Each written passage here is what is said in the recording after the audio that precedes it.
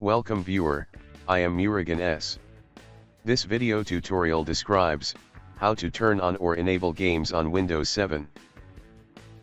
Click Start, Control Panel. Click Programs. Click Programs and Features. Click Turn Windows features on or off. Check Games.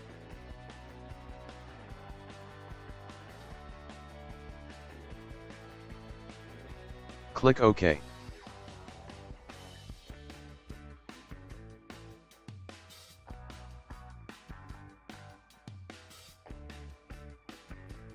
Close Program and Features.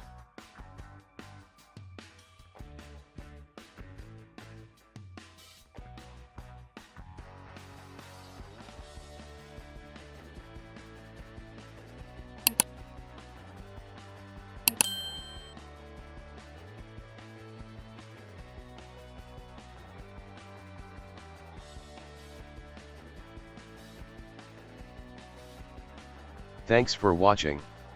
I hope this video tutorial helps to solve the problem. Please like, share and don't forget to subscribe my channel. See you next video.